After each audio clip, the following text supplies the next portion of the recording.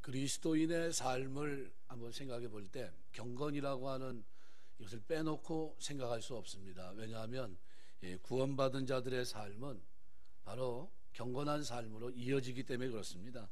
오늘 읽은 말씀 6절 말씀에 보시면은 내가 이것으로 형제를 깨우치면 그리스도 예수의 좋은 일꾼이 된다 이렇게 얘기하고 있는데, 이 깨우친다는 말은 원어적으로는 무엇 아래 둔다 이런 뜻입니다.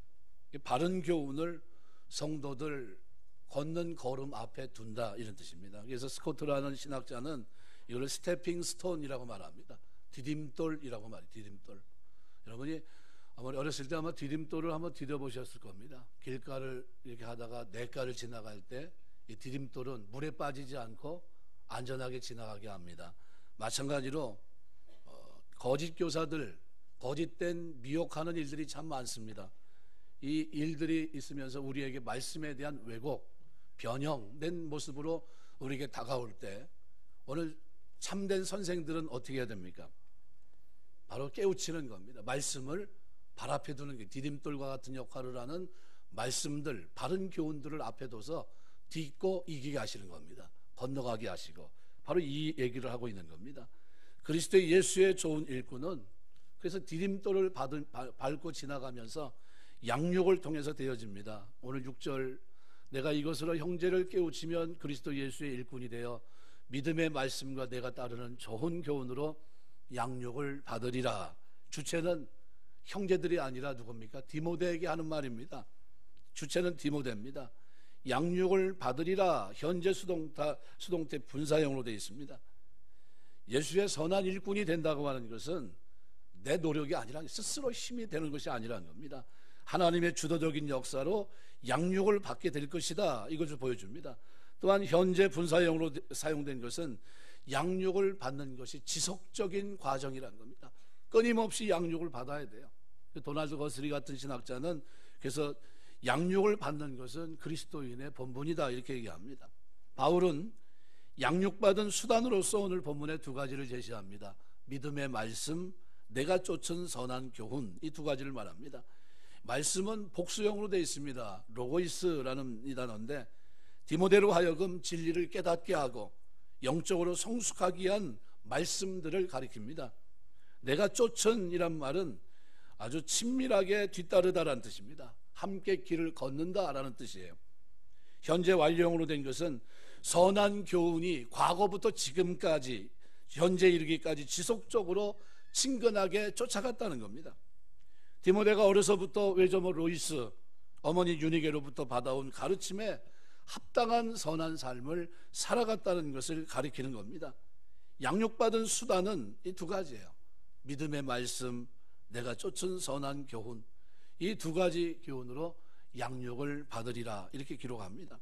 우리가 예수 믿으면 제일 먼저 구원받고 구원의 감격으로 끝나는 게 아닙니다. 그 자리서부터 이제 뭐가 시작됩니까?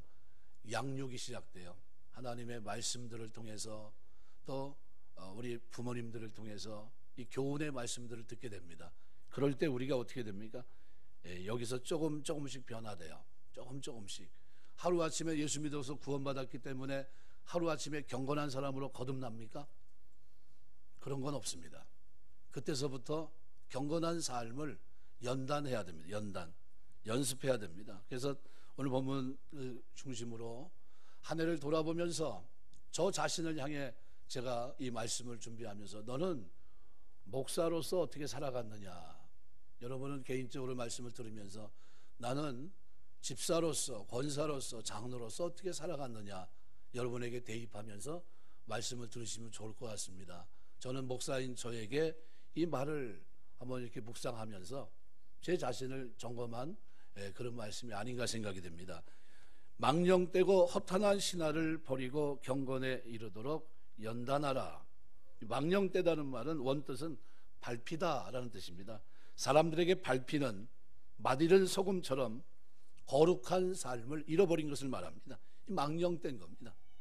허탄한 신화라고 하는 것은 NIV 성경에서는 할머니들의 이야기, 뭐 할 때 할머니들의 이야기가 보통 손주들 재울 때, 자장가 불러줄 때, 아니면은 옛날 얘기 해줄 때 어떻게 얘기합니까? 토닥토닥거리면서 얘기를 해줍니다. 제가 어렸을 때는 저희 할머니가 호랑이 얘기해 주셔서 호랑이 호랑이가 잡아간다서부터 시작해가지고 산 너머에 호랑이가 있었고 뭐 아주 많이 들었을 겁니다. 그죠? 제 밑에는 잘 모르겠어요. 저는 호랑이 얘기 듣고 컸습니다. 할머니들의 이야기 이거 말합니다. 그래서 헬라 원문에서는 그러나 나는 접속사가 첨가되면서 6절과 연결되어 있습니다. 이런 말입니다. 믿음의 말씀과 선한 교훈으로 양육을 받되 그러나 망령되고 허탄한 신화는 버리라, 이런 뜻입니다. 우리가 경건하게 살기 위해서 양육을 받아야 돼요. 뭘 버려야 됩니까? 망령되고 허탄한 신화, 잘못된 세상적인 것들은 버리라는 겁니다. 우리 몸은 아주 정확합니다. 뭐가 정확하냐면 음식을 먹은 것에 대한 반응이 정확합니다. 좋은 거 먹으면 기분이 좋고 또 영양분도 제대로 공급이 되고 아주 뭐 보통 좋은 게 아닙니다. 그죠? 비싼 음식 먹으면 이게 뭐 보약을 먹은 것 같이 느껴져요. 사실은 그렇지 않은데 그런 느낌을 받습니다. 근데 영혼은 매일 보고 느끼고 하는 것에 대한 영향을 받습니다. 망령되고 허탄한 이야기 같은 잡다한 이야기들이 계속해서 한 주간 내 머릿속에서 내 삶에서 계속해서 보고 듣고 그리고 그렇게 살면 어떻게 될까요? 영적 성장이 없습니다. 고통스러워요. 멀쩡한 날씨인데도 안개 낀 것 같아요. 남들은 다 쾌청한 날씨인데 자기는 어때요? 잠에 취해 있습니다. 그런 모습이에요. 진리 안에서 건강하고도 바른 영적 성장을 하기 위해서는 이 망령되고 허탄한 이야기를 먼저 버려야 돼요. 신령하고 거룩한 양식을 섭취하기 위해서 하나님 말씀을 가까이 해야 됩니다. 묵상해야 되고 듣고, 그죠? 어떤 분은 새벽서부터 나와서 말씀을 들어요. 어떤 분은 일주일에 딱 한 번 듣는 분이 있어요. 어떤 분은 2번 듣는 분이 있고, 말씀의 중요성입니다. 어떤 분은 일주일에 성경을 뭐 말 그대로 200장씩 하루에 뭐 몇 장씩 정해놓고 보시는 분이 있어요. 금년에 성경 많이 보셨는지 모르겠습니다. 다음 주엔 또 시상이 있다고 얘기를 했어요. 해마다 우리는 성경 보신 분들 1등, 2등, 3등 순서는 중요하지 않아요.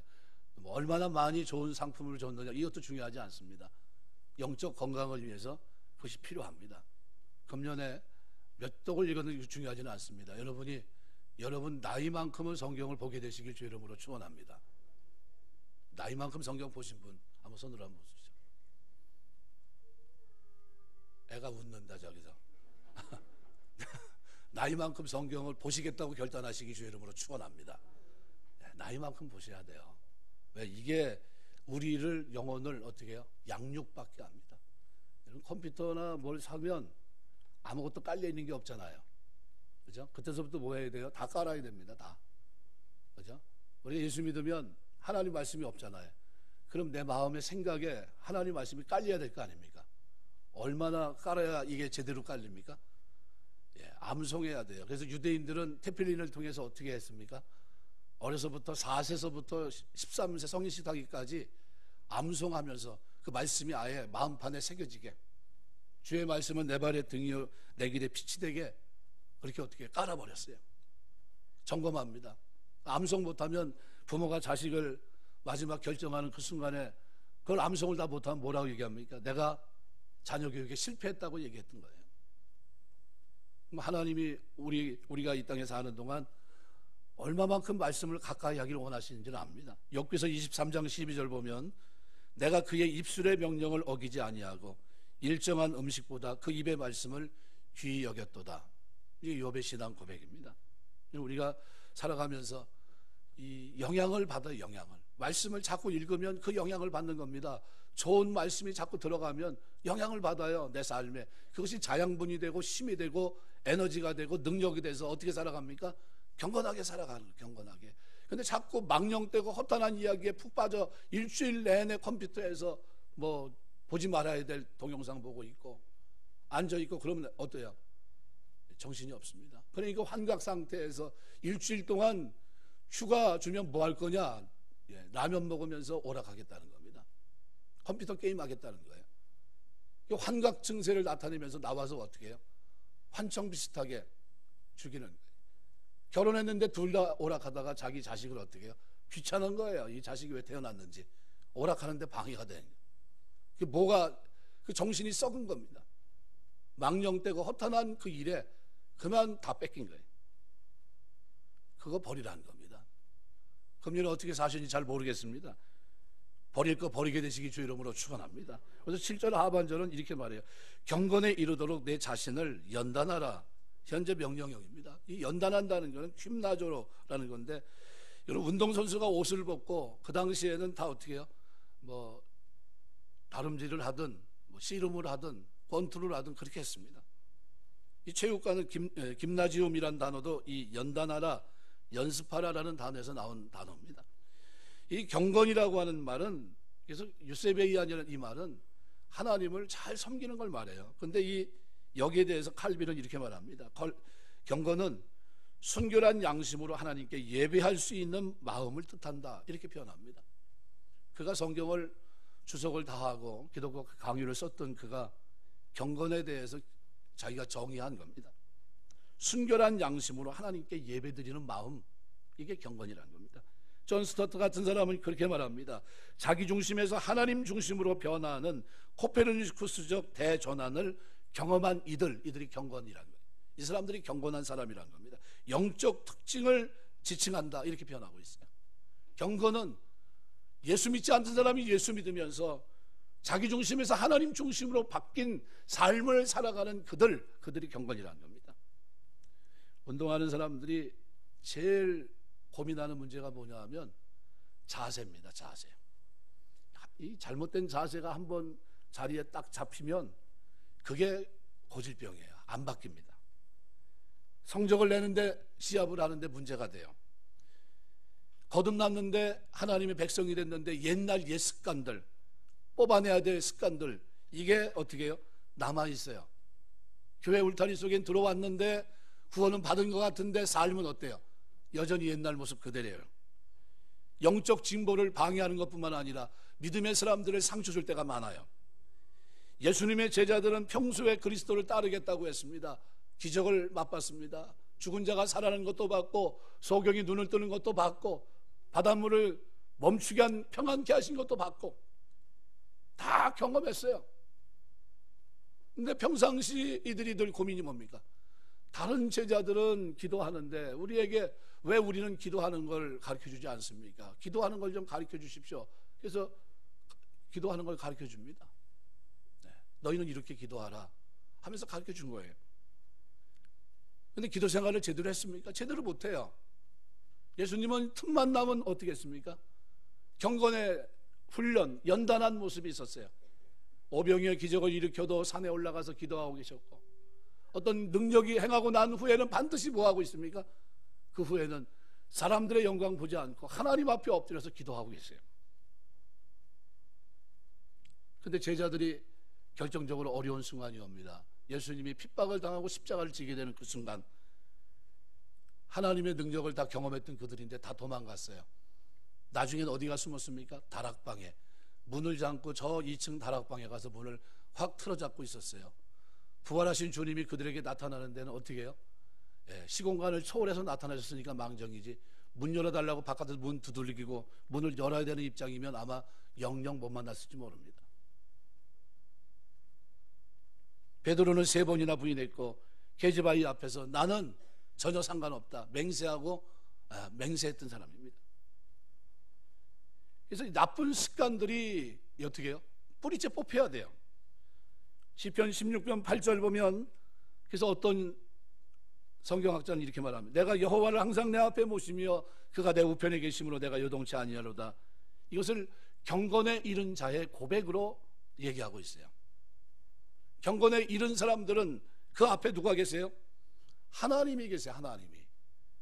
그 하나님과 함께 합니다. 하나님이 함께. 그 하나님의 손을 붙잡고 동행하고 있고 그분과 함께 걸어가요.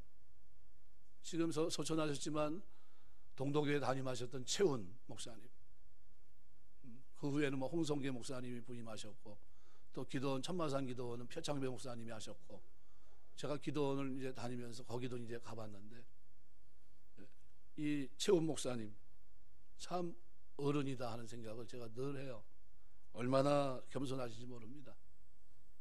저는 그분의 뭐 이런 설교를 몇 번 들을 기회가 별로 없었지만 그분의 삶을 볼 수 있었어요. 새벽 기도 시간에 기도하는데 누가 납작 엎드려서 머리를 두 손을 쭉 뻗어서 무릎 꿇은 상태에서 이마를 땅바닥에 대고 주야 하는데 저 앞에서는 표창배 목사가, 아마 표창배 목사를 아시는 분은 아마 아실 겁니다. 목소리가 얼마나 꺼렁꺼렁한지 아주 쩌렁쩌렁합니다. 근데 뒤에서 맨 뒷자리에 그 마루판에서 기도하는데 제 옆에 누가 주야 하고 있어요. 이렇게 쳐다봤어요. 누군가 이렇게 봤더니 최훈 목사님이세요. 깜짝 놀랐어요. 제가 하나님이 제 평생에 한번 보여준 것 같아요. 보라고. 만나기 쉽지 않잖아요. 경건한 거예요. 아무 소리도 없는데 그렇게 납작 엎드려서 얼마나 시간을 그러고 있는지. 내가 보고서 앞에서 뭐 설교는 아무것도 안 들어오고 뒤에 그냥 엎드려 있는 그거 보고 은혜 받았습니다. 제가 제자로 살아온 삶, 은퇴했는데도 하나님 앞에 엎드려 있는 한 믿음의 사람의 모습을 제가 본 거예요. 경건한 삶을 위해서 엎드려 있는 그 모습. 그래서 리빙 바이블은 경건을 그렇게 표현합니다. Spend your time and energy 이렇게 표현합니다. 경건을 위해서는 시간과 힘을 쏟아야 된다. 한 번에 되지 않는다는 거예요. 새벽에도 나와서 기도해보고 철야기도 때도 나와서 한번 기도해보고 자꾸 반복하면서 어떻게 해요? 잘못된 습관 이런 것들을 뽑아내야 돼요. 그래서 얘기한 게 8절에서는 육체 연습은 약간의 유익이 있다는 겁니다. 어떤 유익이 있습니까? 건강하게 사는데, 건전한 정신을 함양하는데 좋습니다. 또 운동선수라면 좋은 성적을, 그리고 성적으로 영광을 가져오게 합니다. 그런데 경건이 가져다 주는 유익은 비교할 수가 없어요. 이 땅에서뿐만 아니라 이후에 영원한 세상에서도 우리에게 유익을 줍니다. 하나님 앞에 이 땅에서 복을 받게 하고 또 천국에서 영원토록 왕노릇하게 하고 심지어 주님의 섬김을 받게 한다는 거예요. 경건이 그렇게 위대한 겁니다. 그래서 연단하라는 거예요. 연단하라. 제 모습을 보면서 제가 너는 금년에 살면서 경건하게 살았냐, 이 질문을 저한테 던지면서 제가 이 말씀을 준비했습니다. 하나님, 제가 끝까지 연단하겠습니다. 부족한 거 다듬겠습니다. 인간의 약하고 악함이 하나님 영광 가리는 거 아는데 제 삶에서 그거 뿌리채 뽑기 위해서 노력합니다. 잘 안 됩니다. 좀 도와주십시오. 계속해서 기도하고 있어요. 새벽마다 기도할 때마다 그 기도예요. 뭐 위대한 사람이 되고 이런 건 다 집어치고 하나님, 저 하나님 영광에 사는 동안 변화되지 않은 구석이 하나님 영광 가리지 않도록 도와주십시오. 복음이 나 때문에 가려지지 않도록, 하나님 영광이 무너지지 않도록 저 좀 붙들어 주십시오. 제가 이 기도하고 있어요. 금년에 여러분 어떻게 사시는지 모르겠어요. 경건의 연단, 내세 약속이 있는 겁니다. 주님과 함께 보좌에 앉아 만국을 다스리고 영원토록 왕노릇하는 보장이 그 속에 담겨 있어요. 심지어 주님의 섬김까지 받게 됩니다. 누가복음 12장 37절 같은 데 보면 주인이 와서 깨어있는 것을 보면 그 종들은 복이 있으로다. 내가 진실로 너희에게 이르노니 주인이 띠를 띠고 그 종들을 자리에 앉히고 나와 수종들리라. 누가 수종들어요?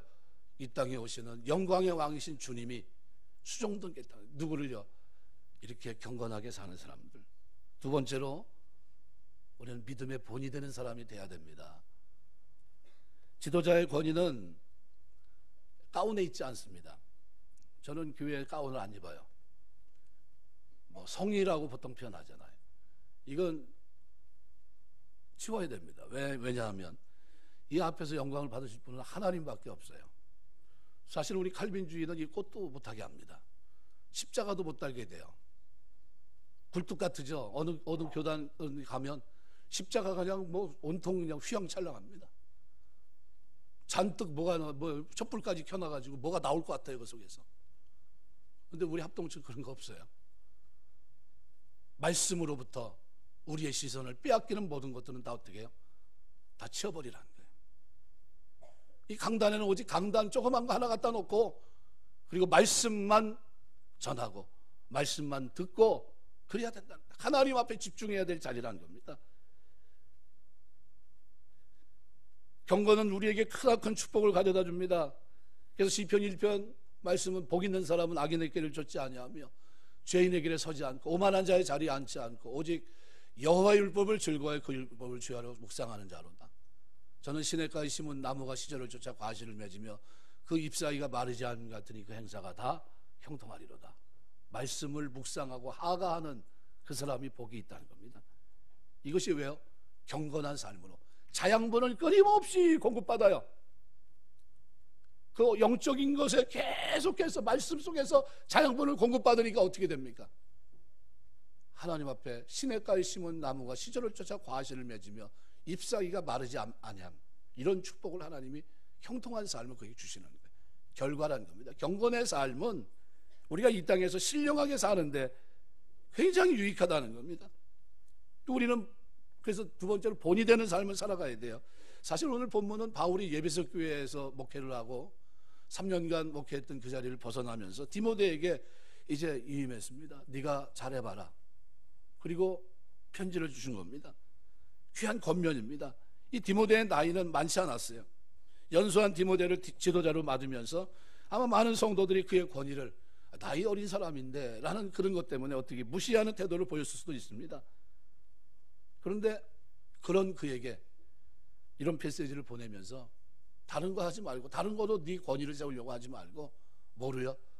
본이 되는 삶으로 권위를 세우라는 겁니다. 여러분, 저는 목사로서 본이 될 수 있도록 노력하려고 최선을 다하려고 합니다. 여러분은 성도로서 본이 되는 삶이 되시길 주의 이름으로 축원합니다. 최선을 다해야 돼요. 주님은 정규 교육을 받지 못했어요. 요한복음 7장 15절 말씀대로 제대로 배우지 못하셨습니다. 학위도 없어요. MDB네 뭐 이런 거 없어요. 무화과 나무를 뒤져야 할 만큼 가난하게 사셨고, 그렇지만 하나님의 아들이시지만 권위를 세우기 위해서 뭐 어깨에 힘을 주거나 사람들과 거리를 두고 나는 너희를 만날 수 없다. 그런데 주님이 이 땅에 오셔서 만난 사람은 누굽니까?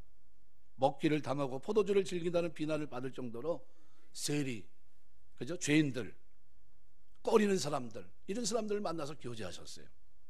세상의 권력자보다도 소외되고, 그죠? 어린아이나 소외되고 사회에서 버림받은 사람들을 가까이 하셨고, 그들에게 말씀을 가르치셨고, 그들을 치료하셨고, 그리고 그들을 사랑하셨습니다. 그럼에도 불구하고 주님의 책망 앞에 모든 사람들은 다 떨었어요. 심지어 주님과 모든 삶을 나누었던 제자들 가운데 베드로는 십자가 지겠다는 주님 앞에 결코 그 일이 주께 이루어지면 안 됩니다라는 망언을 합니다. 그때 주님은 제자를 향해서 사단아 물러가라, 너는 나를 넘어지게 하는 자라. 사단이라는 말을 썼어요. 그런데도 이런 방구 말하지 못합니다. 왜요? 주님에게는 말씀과 삶이 완전히 일치한 데서 오는 모범으로 인한 권위가 있었기 때문이에요. 실천적인 삶이 있었다는 겁니다. 성도의 삶의 가장 큰 능력은 어디 있습니까? 주의 말씀대로 사는 삶이에요. 이렇게 살면 천국 가는 게 아닙니다. 천국 백성이 됐기 때문에 그렇게 사는 거예요. 사랑으로 신실한 의로운 삶으로 살아가는 거예요. 우리는 지도자로서 살아가고 있습니다. 권위를 갖추기 위해 허황된 방법들을 의지하지 말아야 돼요. 가운을 좋은 걸 입어서 누가 봐도 이야 뭐가 나올 것 같다 할 정도로 휘황찬란하게 여기 서 있으면 얼마나 좋겠어요. 가운이 있습니다. 딱 한 번 씁니다. 언제 쓰냐 하면 부활절 때, 성찬식 할 때, 그리고 세례 줄 때 외에는 안 해요. 다 똑같아요. 저나 여러분이나 다 하나님 앞에 평범합니다. 그리고 변화돼야 될 사람들이기 때문에. 사도 바울은 권면하면서 말합니다. 그럼 어디에 본이 돼야 되느냐? 말, 행실, 사랑, 믿음, 정절, 이 5가지를 얘기하고 있어요. 이 로고스라는 이 말은 공적인 설교뿐만 아니라 사적인 담소까지를 포괄한 말입니다. 여러분이 언어 생활에 본이 되시길 주의 이름으로 축원합니다. 언어 생활에 본이 돼야 돼요. 여러분 입에서 감사하다 하는 말이 많이 쏟아지게 되시길 주의 이름으로 축원합니다. 감사해야 돼요. 우리 제 자주 오는 이용준 목사가 저한테 그러더라고요. 목사님, 목사님 만나서 저는 다른 걸 모르겠는데 딱 한 가지를 목사님 왜 이렇게 복을 받았지라는 생각을 해봤대요. 자기 혼자. 그래서 그 쓸데없는 생각을 했다 내가. 그렇죠. 그랬더니 아니 그게 아니고 만나서 얘기를 하다 보니까 내 입에서 자꾸 나가는 말이 한마디 있더래요. 뭐냐 그랬더니 감사하네. 이 말이 자주 나간다는 거예요. 여러분 입에서 감사하네 라는 말이 자주 나가게 되시길 주의 이름으로 축원합니다. 뭔 일이 있으면 감사하네. 참 감사하다. 감사하다. 이 말이 계속 나가는 거예요. 그때 하나님이 어떻게 해요? 감사한 인을 주시더라고요. 그 다음에 행실 아나스트로페라는 말은 일반적인 행동뿐만 아니라 습관, 품행, 삶의 방식을 포괄합니다. 다른 사람과의 관계에서 모든 행동을 의미합니다. 행실에도 본이 되라는 거예요. 행실에도. 또 사랑에도 본이 되라고 말합니다. 아가페예요. 자신을 사랑하는 헌신적인 사랑, 예수님이 우리를 사랑하신 모범을 보이신 사랑입니다. 원수를 위해 목숨까지 버릴 수 있는 사랑입니다. 이 사랑이에요. 하나님이 우리를 사랑의 본으로 세우신 겁니다. 사랑하며 사시길 주의 이름으로 축원합니다. 사랑해야 돼요. 사랑해야 돼요. 네 번째, 믿음이 피스티스. 하나님에 대한 전적 신뢰를 가리킵니다. 사랑이 사람들 사이에 수평적인 관계를 이루고 있다고 한다면 믿음은 하나님과 사람 사이의 수직관계입니다. 하나님을 전적으로 신뢰하는 것, 하나님을 의지하고 사는 것, 저 하나님밖에 없습니다라는 고백이 하나님 앞에. 우리가 이 금요 철야 기도 때 부한자에 대해서 얘기했어요. 야고보서 1장 9절에서 11절 말씀. 전하는 사람은 기억할지 모르지만 듣는 사람은 금방 잊어먹어요. 그저께 얘기해도 뭐 그거 했나 뭐 이렇게 할 정도니까요. 뭐 다음 주 넘어가면 뭐 상상할 것도 없고 뭐 그게 뭐 했냐고 글쎄 모르겠어요. 그때 뭐 했지 이렇게 됩니다. 한 달 지나가면 뭐 할 것도 없어요. 그래서 제가 안 되겠다 이렇게 가면 그래서 강해를 해버리자. 금요 철야 기도 때 야고보서 강해합니다. 1절부터 이제 11절까지 왔어요. 시간 내서 오시길 주의 이름으로 축원합니다. 찬양이 참 좋습니다. 말씀이 좋은 게 아니라 은혜가 됩니다. 기도할 만하고 찬양하시고 기도하시고 하세요. 참 좋습니다. 그런데 이 부한자가 누굽니까? 예, 부한자는 자기의 높음을 자랑하고 이렇게 얘기하고 있어요. 높아질 게 뭐 있어요? 가난한 자는 자기의 높음을 자랑하라고 그랬는데 여기 가난한 자가 어떤 자를 얘기하냐면 이 배경이 바벨론 포로예요. 바벨론 포로로 잡혀갔어요. 이사야 40장 말씀을 인용한 말씀이 11절입니다. 야고보서 1장 11절. 그 내용이 뭡니까? 그들의 영광은 풀과 같고 들의 풀과 같다는 거예요. 금방 어떻게 해요? 쇠해진다는 거예요. 그렇지만 가난한 자들은 어떻게 해요? 하나님이 능력으로 붙들어 주신다는 거예요. 그런데 이 사람들이 바벨론 포로로 잡혀가서 뭘 생각했냐 하면 어느 날 왜 잡혀갔는지 이유가 뭐냐 하면 우상숭배, 안식일을 자기 멋대로 썼던 겁니다. 그런데 하루아침에 자신들이 그렇게 힘들게 모았던 게 어떻게 됐어요? 바벨론 포로로 끌려가면서 다 무너져 버린 거예요. 무슨 생각을 했을까요? 가서 뼈저리게 70년 동안 일을 하는데 일한 대로 얻었습니까? 아니면 세상 말로 힘들게 노역에 힘들였는데 그런데 아무것도 얻지 못하는 고난 속에 살아갑니다. 그러면서 뭘 느꼈을까요? 하나님 다시 돌려주시면, 돌아갈 수 있게 하시면 하나님 말씀대로 거룩하게 살겠습니다. 경건하게 살겠습니다. 안식일 제대로 지키겠습니다. 이 약속했을 거예요. 바벨론 강가에서 그들이 노래를 하는데 누굴 위해? 하나님을 시온을 보면서 찬양한 게 아니에요. 누굴 찬양합니까?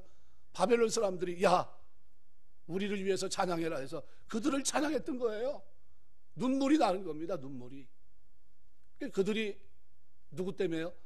결국은 하나님의 은혜로 돌아가게 돼요. 그리고 하나님을 섬기게 됩니다. 바로 그 장면을 본문이 인용하면서 가난한 자는 자기의 높음을 누굴 통해서요? 이 땅에 오신 그리스도께서 낮아지시고 부활하시고 승천하시고 하늘 보좌 우편에 오르신 그리고 영광의 기업을 나눌 수 있게 하신 이 축복을 나중에 어떻게 해요? 누리게 된다는 거예요. 어떻게 누립니까? 우리가 하나님만 의지함으로. 그래서 이 낮은 사람들은 어떤 사람들입니까? 하나님만 의지하겠습니다. 한번 따라서 하나님만 의지하자. 금년 안에 하나님 의지하며 사신 줄 믿습니다. 하나님만 의지하자는 거예요. 그게 낮은 자예요. 이 낮은 자를 하나님이 어떻게 높이시겠다는 거예요. 높이시겠다. 바로 그거를 찬양하고 있는 거예요. 여러분, 우리가 신앙생활하면서 이런 부분이 너무나 약해요. 하나님과의 관계. 구원받았기 때문에 다 끝났다 생각하는 거예요. 그게 아니라 출발점, 이제 스타트 라인인데. 그 다음에 정절입니다. 하그네이아라는 말은 모든 사상, 행위, 도덕적, 종교적으로 철저한 순결을 의미합니다. 제가 군대 갔을 때 우리 친구들한테 편지 한 몇 번 받아봤어요. 그때는 그 편지가 얼마나 좋은지 모르겠어요. 몇 통 안 오더라고요. 한 두세 통 오더니 딱 끝났어요. 휴가 나와서 물어봤어요. 야, 편지 좀 보내지 마. 왜 편지 안 보냈냐? 그랬더니 야, 너는 보냈냐? 야, 낯간지럽게 무슨 편지냐? 난 또 그러면서 남자들끼리 무슨 편지냐? 주책이지. 그러면서 그러고 말았는데, 저희 집사람 만나도 제가 편지 한번 받아본 적이 없어요. 하지도 않았고 뭐 할 수도 없고 뭐 성격상 그게 잘 안 돼요. 안 되는데 요즘 편지를 좀 받습니다. 어디서 받냐면 신천지에서. 아유, 그냥 2주에 한 번씩 꼭 날라오네. 아주 지긋지긋해요. 이렇게 보면 저쪽 저 동탄 뭐 병점 어디서 해가지고 동탄교회 해가지고 제 앞으로 이제 배달이 돼요. 그냥 반갑게 이렇게 보면 누군가 보면 그쪽에서 오신 거예요. 또 보낸 거예요. 그럼 보지도 않고 짓습니다. 정절이라는 게 뭡니까? 믿음. 끝까지 지키는 걸 말해요. 근데 우리 교단에서 어떤 분이 그 얘기를 하더라고요. 돌아다니면서 신천지로 전향하셨어요. 어려운 사람이거든요. 그분이 생활이 어려워요. 가정이 깨졌고 그런 분인데 어느 날 배도했어요. 돌아다니면서 포기하고 다닙니다. 그러면서 뭐라고 얘기냐면 지나가는 말로 이렇게 얘기합니다. 가만히 있어도 한 200만 원 받는 길이 있는데, 이게 무슨 말이냐면 신천지 쫓아가면 목사라고 그러면 가만히 아무것도 안 해도 한 달에 꼬박꼬박 200만 원씩 준다는 거예요. 솔깃할 것 같아요. 그죠? 그 얘기를 퍼뜨리고 다니더라고. 아유, 얼마나 얄미운지.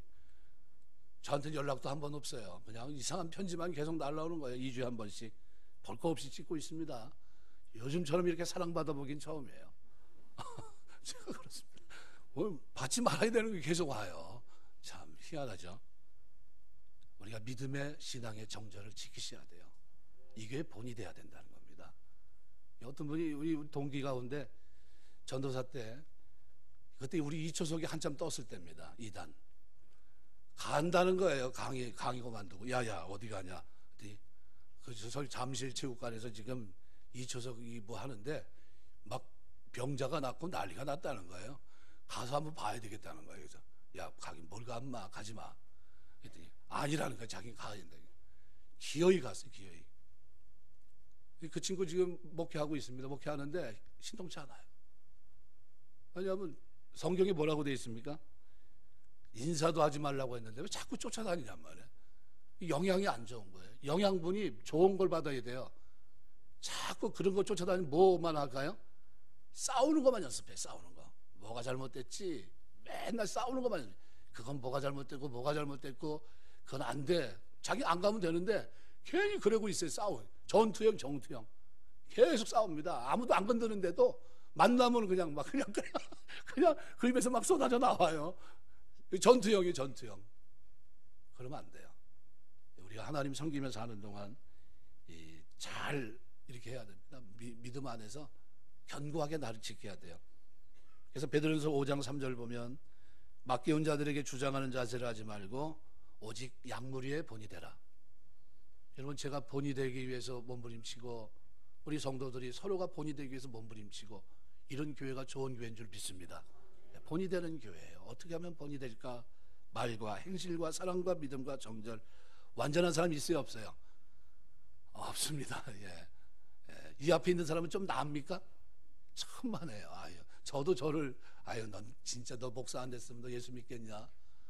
제 스스로 저 그럽니다. 오직 하면 하나님이 말씀을 해석하라고 했을까? 도대체 안 믿을 것 같거든요. 그러니까 직접 보라는 거예요. 직접 연구하고 그리고 네가 전하라는 겁니다. 그러니까 제가 예수 믿지, 안 그러면 예수 믿겠어요? 제일 상태가 안 좋은 사람이 앞에 서 있는 겁니다. 여러분 상대적으로 어때요? 상태가 좋은 줄 믿습니다. 지금 거짓말하는 게 아니에요. 그렇습니다. 진짜 제가 상태가 제일 안 좋고 여러분 상태가 좋은 상태예요. 그런데도 성경을 안 보려고 하면 안 됩니다. 그게 무슨 영향을 줘요? 내 삶의 전반에 영향을 주는 거예요. 기도 생활, 평상시 생활, 대인관계, 그죠? 모든 영향을 이 말씀이 주는 거예요. 말씀이. 그러니까 가까이 할 수밖에 없어요. 가까이 할 수밖에 없는 당신이 말씀이에요. 예. 한번 따라서 하시죠. 가까이 할 수밖에 없는 당신이 말씀입니다. 아멘입니까? 예. 가까이 할 수밖에 없는 당신이 하나님 말씀이에요. 이게 나를 변화시키는 거예요. 이게 나를 어떻게 본이 되는 삶으로 나를 끌어가는 거예요. 내가 아니고 하나님의 말씀이. 그래서 13절에 보면 뭐 해야 되느냐? 목사는 읽는 것과 권하는 것과 가르치는 것에 창념하라. 이 목사의 사명이 창념한다는 프로세이크라는 말은 호종식이 아주 현재 능동형 명령형으로 돼. 능동태 명령형입니다. 능동적으로 거기 아주 몰두해라. 아주 꽂혀 살라는 거예요. 오락하는 사람이 아주 꽂혀 있잖아요. 휴가 4박 5일 딱 줬는데 휴가 동안 뭐 할 거냐 그랬더니 오락실 하나 잡아서요 4박 5일 동안 계속 라면 먹으면서 뭐 한다고요? 오락하는 게 제 휴가입니다. 아니, 그래서 농담하는 줄 알았어요. 진짜더라고요. 휴대폰도 꺼버리고 5일 동안 잠수 타는 거예요. 그리고 미친 듯이 오락하는 겁니다. 미친 듯이 게임하고. 아, 이 젊은 사람들 대단하더라고요. 근데 5일 동안 그걸 견뎌요. 이틀 잠 못 자면 웬만한 사람들 저기 할 거 아니에요. 그 자리를 사수하면서 그냥 힘들게 막 자리를 하면서 자기는 잠깐 이게 잠을 자면서도 어떻게 해요? 이미 돈을 다 지불해가지고 그 자리는 아무도 못 들어가요. 5일 동안 그러고 있어요. 우리로 하면 상상이 안 되잖아요. 그렇게 살아갑니다. 여기 읽는 것 아나그노세이라는 말은 공중 앞에서 큰 소리로 낭독하는 걸 말합니다. 데살로니가서 5장 27절 보면 신약 시대에는 아직 성경이 정경화되지 못했기 때문에 그래서 그때는 어떻게 해요? 구약의 말씀들 그리고 편지로 보낸 것들을 읽었습니다. 내가 주를 힘입어 너희를 명하노니 모든 형제에게 이 편지를 읽어주라 이렇게 돼 있어요. 읽었던 겁니다. 권하는 것 파라클레세이라는 말은 권면하고 위로하는 행위를 말합니다. 상담을 통해 연약한 자들 시험에 빠진 사람들을 격려하고 선도하는 행위를 권하는 것 이렇게 변합니다. 가르친 것 디다스칼리아라는 말은 교육하는 일, 성경, 복음을 가르치고 설교하는 걸 말합니다. 읽는 것과 권하는 것, 가르치는 것에 꽂혀서 살으라는 거예요. 예. 그러면 본이 되는 삶은 어떤 삶이에요? 이 삶이라는 거예요. 이렇게 살으라는 겁니다. 그러면 구역장님들은 어떻게 살아야 될까요? 비슷하게 꽂혀서 살아야 돼요. 비슷하게. 우리 구역원들한테 말씀을 나눠야 될 텐데 그러면서 어떻게 해요? 1시간 정도는 꽂히는 거예요. 내가 시간을 딱 내서 말씀을 묵상하고 정독하면서 이 말씀을 나눠야 되는데 하면서 어떻게 해요? 준비하는 겁니다. 하나님이 은혜 주실 줄 믿습니다. 네, 그거예요. 그게 뭡니까? 경건의 연단이에요. 그렇게 하면서 나도 모르는 사이에 내가 바르게 세워지고 다른 사람을 바르게 세우고 내가 구원받은 것을 확증하고 다른 사람의 구원을 일으키고 이렇게 된다는 거예요. 바로 그 얘기를 세 번째 15절에서 하는 겁니다. 15절 16절을 통해서. 그래서 성경은 너의 성숙함을 모든 사람에게 나타내게 하라. 바둑 용어 가운데 아생연은 살타란 말이 있어요. 전 바둑 별로 못 둡니다. 한 5급 정도 두는데 근데 두 집 내고 일단 살아야 상대방을 잡든지 뭐 어떻게 할 거 아닙니까?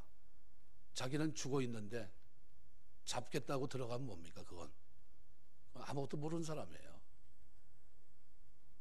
바울은 디모데에게 자신과 그의 가르치는 것들을 삼가 살피라고 말합니다. 삼가 살펴야 돼요. 살피지 않으면 어떻게 됩니까?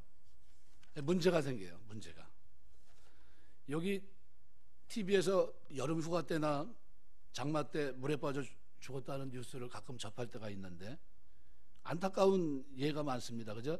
물에 빠진 사람 구하러 들어간 사람이 죽고 물에 빠진 사람은 사는 경우가 있고 물에 빠진 사람 구하러 들어가서 같이 죽는 경우가 있고 그죠? 물에 빠진 사람 구하러 들어가서 같이 살아나오는 경우가 있어요. 어떤 경우가 제일 좋은 경우입니까? 살아나와야 돼요. 우리 모두가 어떤 사람들이냐면 우리는 죄와 사망의 물결에 휩쓸려 죽음 직전에 있던 사람들을 우리 주님께서 건져내 살려주셨습니다. 그리고 우리 보고 죽어가는 사람들을 건지라는 거예요. 그럼 우리도 살고 다른 사람도 살려야 되는데, 그럼 내가 먼저 살아야 될 거 아니에요. 주님께서 우리를 건져내신 보람이 있어야 됩니다. 우리가 만일 다른 사람을 구할 생각을 아예 하지 않는다든가, 아니면 다른 사람을 구하되 도리어 죄에 빠져 내가 오히려 세상으로 나간다든가, 심지어 다른 사람도 구원하지 못하고 우리 자신의 구원까지도 잃어버린다면, 이거는 하나님 원했던 장면이 아니에요. 하나님 원했던 장면은 뭡니까? 구원했으니까 너도 살고 다른 사람도 구원하고, 이거거든요. 그래서 사도 바울은 오늘 우리에게 이러한 어리석음을 범하지 않도록 자신의 삶과 가르침을 삼가며 살피라는 거예요. 내가 지금 말씀대로 살고 있는지, 내가 구원받은 자답게 살고 있는지, 경건의 연단을 통해 새로워지고 있는지, 이것부터 보라는 거예요. 내가 살고 이웃도 살릴 수 있어야 된다는 거예요. 우리가 전하는 메시지와 우리의 삶이 진리에 올바로 서 있는지를 주의 깊게 보라는 거예요.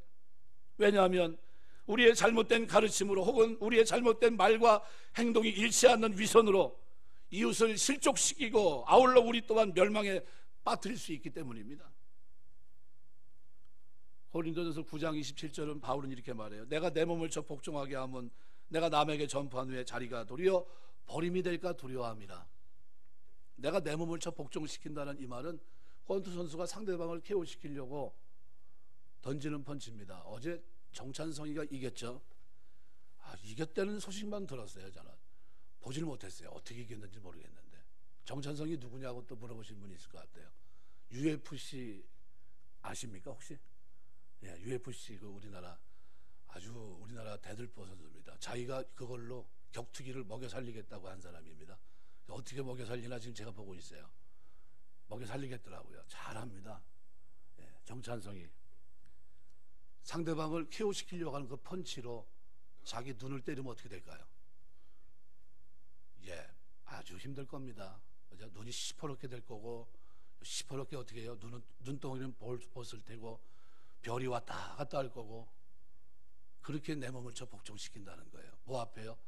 하나님 뜻 앞에, 말씀 앞에 순종하며 살게. 왜요? 도리어 버림을 받을까 두려워하기 때문에. 뭡니까? 내가 살고 상대방을 살려야 된다는 거예요. 그래서 여기 16절에 내가 내 자신과 가르침을 살펴 이 일을 계속하라. 살펴라는 말이, 에페케라는 말은 현재 명령형으로 되어 있습니다. 그래서 계속해서 주의해야 되는 거예요. 내 자신과 가르침. 내 자신은 뭡니까? 삶, 그의 성품, 행동을 가리키고, 가르침 뭐예요? 킹제임스 버전은 교리를 말합니다. 독트린을 말해요. 다른 사람들을 교훈하는 것, 쉽게 말하면 이런 뜻입니다. 자신의 성품, 행동, 타인을 가르치는 일 어느 정도 소홀함이 없이 일관성을 유지해야 된다. 살펴 계속하라. 이 계속하라는 에페멘이라는 말은 어떤 사람이나 일의 옆에 붙어서 있는 걸 말합니다. 현재 명령형으로 되어 있습니다. 곁에 머무는 거예요. 그것들에 집착하고 그 일을 끝까지 관철시키는 거예요. 끝까지 내 자신과 가르침을 살펴 이 일을 계속하라. 이것을 행함으로 내게 듣는 자를, 내 자신과 내게 듣는 자를 구원한다. 누굴 구원합니까? 나도 구원하고. 내가 왜 구원받습니까? 이미 구원받았는데. 이게 무슨 얘기입니까? 구원은 인내가 필요하다는 거예요. 현재형입니다. 진행형이에요. 나의 구원을 확증하는 삶이 필요합니다. 내가 그렇게 사는 걸 통해서 내가 구원받은 백성이구나 하는 거 아는 거예요. 그렇게 살기 때문에 구원받는 게 아니라 하나님이 나를 이미 그리스도 안에서 믿음으로 구원을 받게 하셨기 때문에 내 삶이 그런 모습이 나타난다는 거예요. 내가 살고 그것을 유지하는 거예요. 그 믿음을 유지하고 그로 말미암아 내가 살아가는 본이 되는 삶, 경건한 삶, 이런 걸 통해서 저들을 구원한다는 거예요. 쉽게 말하면 본이 되는 삶이 이렇게 중요하다는 거예요. 안 믿는 사람들은 우리를 초점을 가지고 봐요. 얼마 전에 친구 딸 결혼식이 있어서 갔어요. 한 30년 된 것 같아요. 초등학교 동창을 딱 만났습니다. 이야, 만나가지고 이제 얼마나 반갑겠습니까?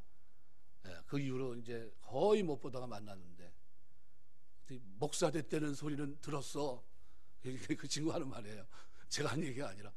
근데 한참 얼굴이 쳐다보는 거예요. 그래서 얘가 왜 그러나 이렇게 목사 같네 그러는 거예요.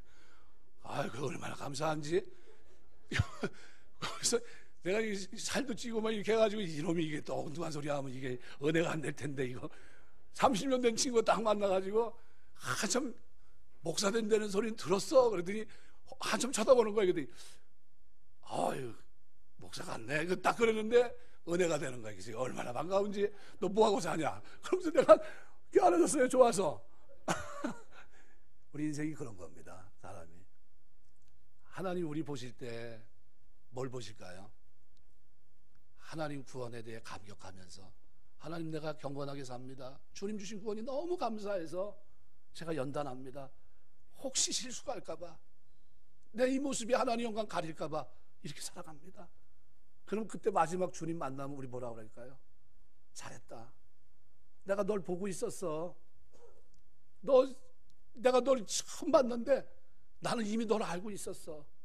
그리고 네 모습을 내가 지금 지켜보고 있었고, 너를 통해서 구원받은 사람들 봐봐. 그래서 우리 주님이 그들을 보여준다면, 나 때문에 예수 믿은 사람들, 내가 변화된 모습, 경건한 모습 때문에, 본이 되는 삶이 됐기 때문에 예수 믿은 사람이 있다고 한다면 하나님 앞에 그거보다 영광이 어디 있겠습니까? 금년 한 해 지나면서 저는 제 삶을 돌아봤어요. 하나님, 지금 제 모양이 하나님이 기대했던 모양인지 모르겠습니다. 최선을 다하겠습니다. 고쳐주시옵소서. 이게 제 마음이에요. 여러분 마음은 어떻습니까? 괜찮습니까? 괜찮으면 그 길을 걸어가셔야 돼요. 그러나 아직 미흡한 마음이 들었다면 하나님, 이제 고치며 살겠습니다. 본이 되겠습니다. 부족한 면을 좀 다듬어 보겠습니다. 주님 만날 때 하나님 앞에 인정받는 그 삶, 이것이 우리가 기대하는 최고의 아름다운 모습이 아니겠습니까? 그 삶이 2019년도, 다가오는 2020년도에 여러분의 삶을 통해 나타나게 되시길 주의 이름으로 축원합니다. 기도하겠습니다.